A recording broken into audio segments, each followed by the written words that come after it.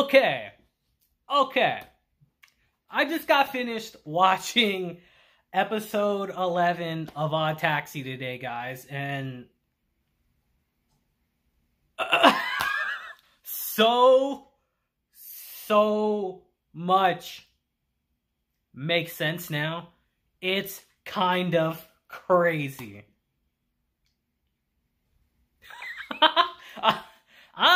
I kind of didn't know how to start this video, actually, after this episode. Holy crap. We got so much information. So many layers peeled back today. Wow. Let's just get right into Odd Taxi episode 11, guys. Holy crap. So, our episode begins today with Ruri, Nikaido, if you will, if you want to go by that name, explaining what has been happening over the history of Mystery Kiss's lifespan. And it's kind of crazy. So our episode begins with her explaining how the group was made together, you know?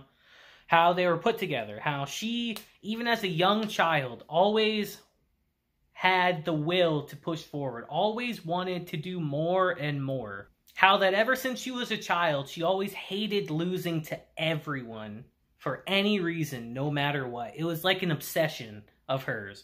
And she wanted to be the best, no matter what. So she wanted to be an idol.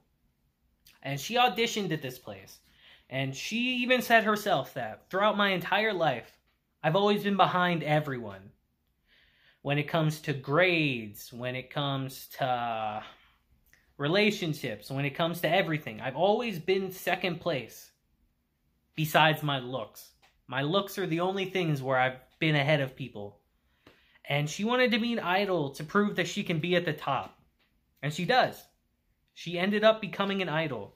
And she ended up becoming an idol with two other girls, actually. Shiho Ichimura and Yuki Mitsuya. Now, she kind of felt, I guess you could say, a kinship to Yuki of all of them. Because she was kind of the complete opposite of Nikaido. She was, I wouldn't say outgoing, but she was athletic. She was determined. She was responsible, hardworking. She had tasted defeat in her life. She had risen above defeat. She wasn't afraid of failure. And they kind of bonded over that a bit. But she kind of had a little bit of a grudge against her too. Because on top of them being in an idol group together, she still kept doing her other daily things. Like she was a member of the track team, for instance. And she kept focusing on her other things. And I guess Nikaido thought that she wasn't taking it as seriously. And that made her a bit angry. So she'd always go in a bad mood. And one day, when she was in a bad mood heading home on a train, she ended up meeting Baba. Now, we know from our previous episode, Baba and her have a great relationship. But it wasn't always like that. Because at first, she found him really annoying and didn't like him. And then one day, because he always used to bug her. And then one day, she asks him, like, aren't you upset that people younger than you, that people that with far less experience than you are constantly passing you up, are constantly leaving you behind in your own field? And he responded to her like, no, I don't. You know, I've been a failure my whole life. I'm always going to be a failure. And I've given up. So it doesn't make me mad. If anything, I feel happy for them. And for some reason, they exchange contact information. You know, they start bonding a little bit from that. He's the complete opposite of her. And opposites do attract. Now, about a year and a half into their idol training, you know, they were getting ready for their first major gig. But Nikaido just couldn't get happy. She was never satisfied. It was never enough. She wanted to be bigger and better every time. And any achievement they met was never enough for her. So then one day when they were practicing for an audition and all that, they had a manager come into the building, actually. And he actually says that, I think Yuki should be the center of the group instead of you, Nikaido. And he wanted to make her the front center person and put her off to the side. And this enraged her. So now here's where things start getting a little crazy, actually. So one night, October 4th, actually, the night that one girl went missing, she actually calls Yuki out to the agency office. And it's super late, you know, so there's no way around there. The trains aren't running. And she tells her, yeah, get a taxi. I'll pay for it. So she meets her there, and before we even get into that, I wonder whose taxi she took, guys.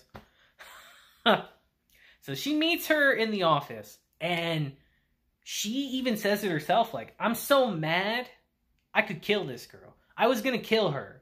I was gonna talk to her and tell her to step down from the center position, and I was gonna kill her if she didn't. She was that mad, that infuriated. So she goes to the office to meet her there, and Yuki's already there.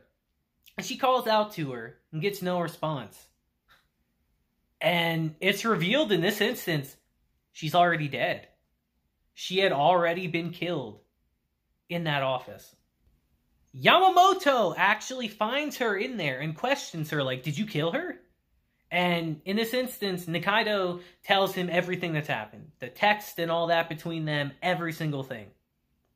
And in this instance, he's like, all right, we only have one thing we can really do. We have to call Yano. So he does. And Yano takes her body back to the warehouse that we know of.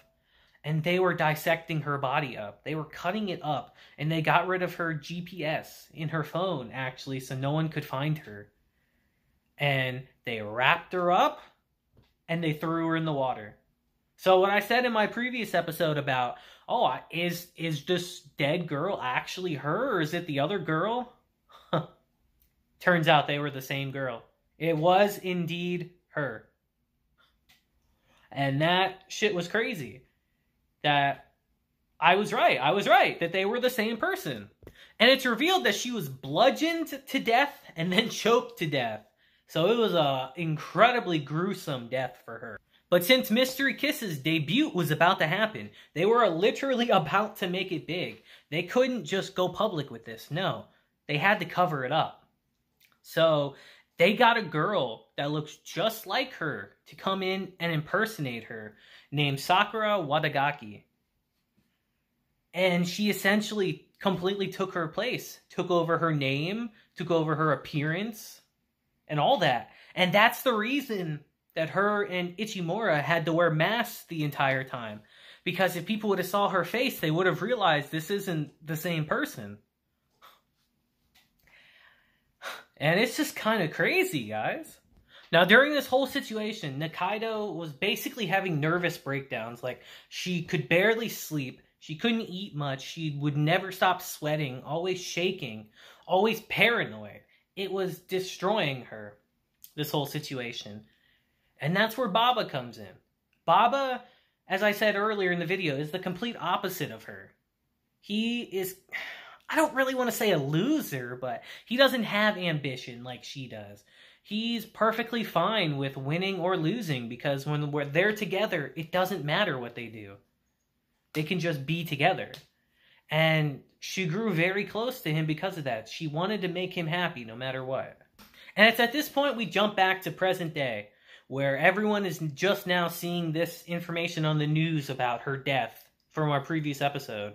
And Mystery Kiss and their managers are actually holding a giant press conference in front of the city to explain the situation that's happening. And because of this, Yamamoto cannot be a part of Yano's plan anymore. So as Dobu and Odokawa are going over like their plan, Dobu's like, yeah, Yamamoto's not going to be there anymore. Isn't that supposed to help us out? He's got one less person to help him out. And Odokawa's just like, fuck, I can't use Yamamoto anymore. Like, I'm kind of screwed. And because her body was found by Yano's hideout, their hideout is probably somewhere else now. They definitely up and moved. They weren't going to do the same place. So now he doesn't have the person he had to help him. He doesn't have anymore. He doesn't have the location of where they're heading anymore.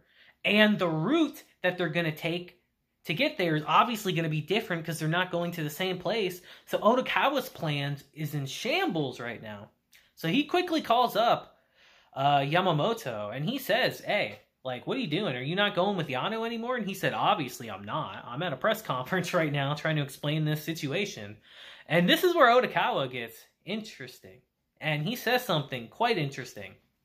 He tells him, like, wait a minute. Let me ask you a question. The girl I drove you with before that likes fried chicken, that was not Yuki Mitsura. That was not her. That was a different girl. And then Yamamoto doesn't really say anything besides, you must be confused. But Odokawa's not dumb. He's like, wait a minute.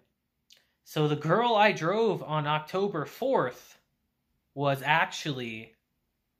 And then before he finishes that train of thought, Yamamoto actually hangs up on him. So I can only assume that, yeah, he was definitely the one that drove her there. Oh boy. And I just had a realization while I was saying that. I hope Odokawa didn't kill her. Oh, I really hope he didn't.